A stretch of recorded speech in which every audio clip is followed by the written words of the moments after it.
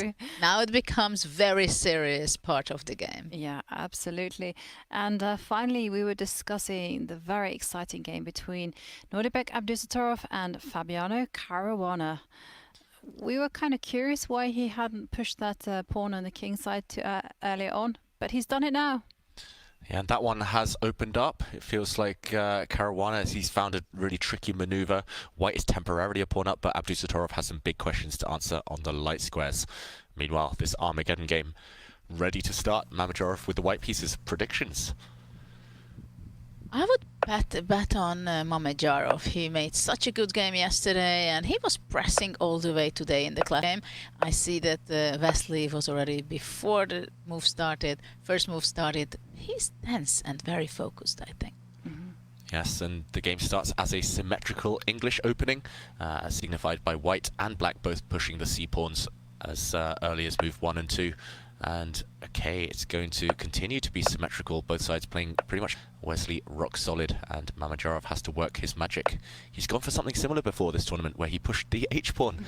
There we go. Actually, against Gukesh he played, and it turned out to be very good in the opening, and he had a huge advantage, but later on something went wrong. Yeah, and well, Wesley is known to be a very solid player, and so he steps forward with his h-pawn 1 square, getting ready to meet any advances. And Shak, using the whole board, now switching to play on the queen side. Yep, Shak getting ready to push pawns forward. That last rook shuffle designed to play b4. Black has to decide what to do, and wing play countered in the center. We've seen that theme before already today. Again, very logical from Wesley, so a trade of pawns in the center. And Wesley, what is he going to do right now? He's going to take with the pawn. Black has a beautiful structure there, but Mamedyarov continuing that strategy, playing on the wings. I like it for black so far. Black's last move, attacking a white rook with the bishop. Yeah, nice play by Wesley, fast play by Wesley, most importantly in this Armageddon. But still a 3-minute difference between the two. The rook does not look good on b2. In the knight is in the pin from the fianchetto, bishop on g7, so it looks very promising for black at first sight. Yes, but that's one of the things about Mamedyarov. He likes to play these unconventional positions. He has the confidence as well to do this, and somehow or other he banks on his attacking skills to carry him through these dubious stages of the game. Well, it is dubious because after c4 it looks like very dangerous for white, but he went c takes b4.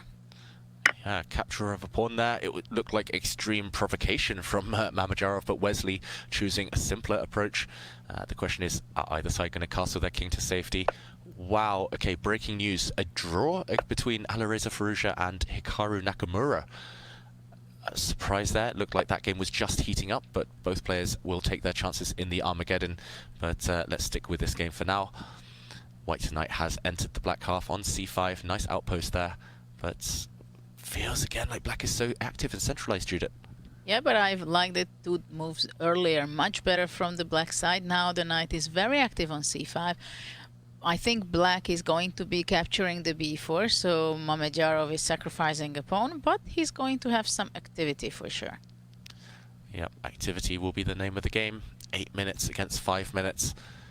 How does Mamedyarov ensure maximum compensation for the pawn that he's about to drop on the queen side? Does he push the h-pawn? This is Mamedyarov.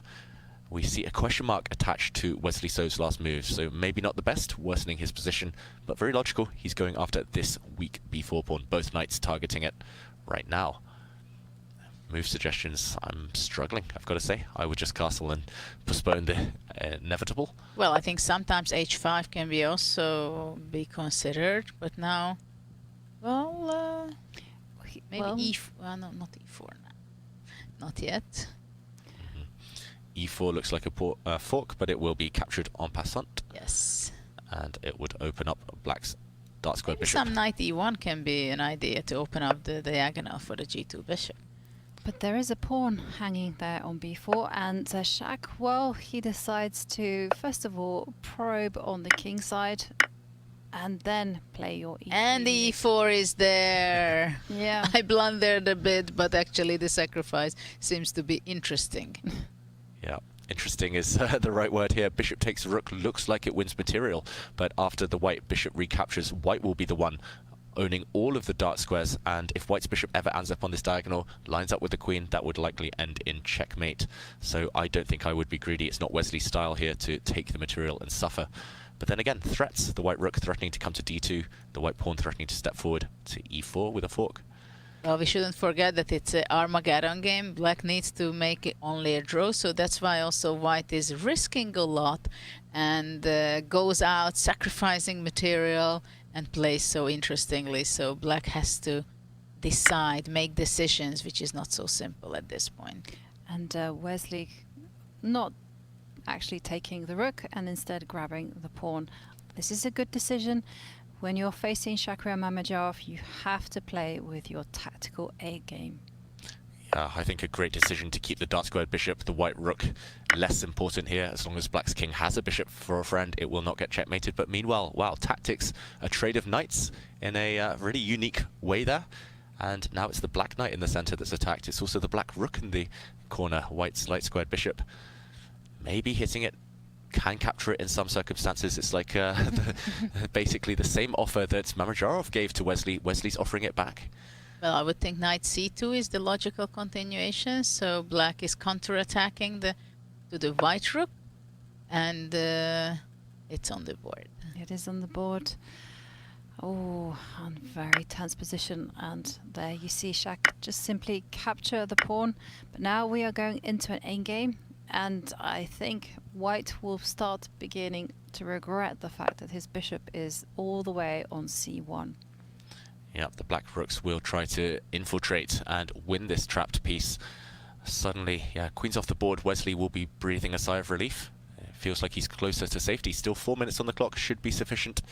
The players get that 1 second increment later. And Mamedyarov, rook d5, nice way to trade, but on his own terms. A rook trade will land a white bishop in the center of the board. Well, that would be very appealing for white to have a bishop on d5, but I think that black is not going to capture it. Probably bishop g4, for example, seems to be interesting, with an idea of knight e1. In a later stage, only little bit thinking about capturing the pawn on h5. Yeah, really nice move, and I think that's the 4th or 5th time, Judith, you've mentioned a black knight ending up on e1, d1, c1. Yeah. Really nice vision there. And okay, Mamedyarov has to do something. He tries to put his rook on the 7th rank. Yeah. And your move on the board. The check on f3 is incoming. But the problem is white is in a must-win situation. Any hope? There's no hope. There is always hope. No, come on. Bishop e4. Yeah, any hope rests with his light squared bishop, I was going to say, and you have to keep that one alive. As long as you do, you have chances. Black's knight is a bit stranded. It needs to hop back into the game sooner or later, most likely via f3. But it's a provocation. What about f5? Is white going to play knight e6 in that case? That's why bishop f3. Yeah, it's a nice move. Because you cannot trade bishop, because the knight will come to f3 and give a check, and the protection of the rook is gone. Yeah, wow. So you have to decide what to do with this white rook in the center of the board. I think white has no other choice than take it on d8 and then capture on f3, king g2. At the same time, g4 seems to be very powerful. Checkmating ideas with getting the rook down to d1 and g1. Oh, I'm really not liking this for Shak. Bishop f3 is a very powerful move. Great move by Wesley, and he's forced Shak to think. Look at this, head in hands now, Mamedyarov. He knows that the white king is not entirely safe. I don't know if he can get away with trading rooks, and okay, there we go. Again, allowing the rook trade, but on his terms. If the rooks disappear, at least black cannot break through yet with his heavy pieces. Is there some rook c8? But rook c8 is coming. Yeah, skewer, hitting the knight, hitting the bishop behind it. Really strong move there. Can white simply guard that knight? Bishop a3. There we go. Rook c5 is not possible to rook d8. And Wesley immediately responding by retreating the bishop, attacking the knight. Yeah, attacking the knight, the bishop behind it. Another pin this time. And how do you defend against this? Not easy anymore. White is the one fighting for survival, let alone the win. Yeah, and still that pawn on h5 is up for grabs. And whoa, we just saw the evaluation bar shoot up in black's favor. Yeah, it took a while to react there, the computer, but realizing that this is just potentially deadly for white. Here, okay, Mamedyarov trying to counterattack. Feels a bit ambitious, but he's trying to break through on this f7 square. Does it work? Can you get greedy and The blow. That white rook now forced away from the 7th rank, whereupon the white bishop would drop, and Mamedyarov has indeed resigned. Masterclass from Wesley. Yeah, what a practical choice he made, that he did not capture the rook. The exchange he did not take because he felt that it can be dangerous. He went to the safe way, and then he created the opportunity for him there with knight e1 and controlling the f3 square, and basically won the game and the match. Absolutely. Very impressive play from Wesley. So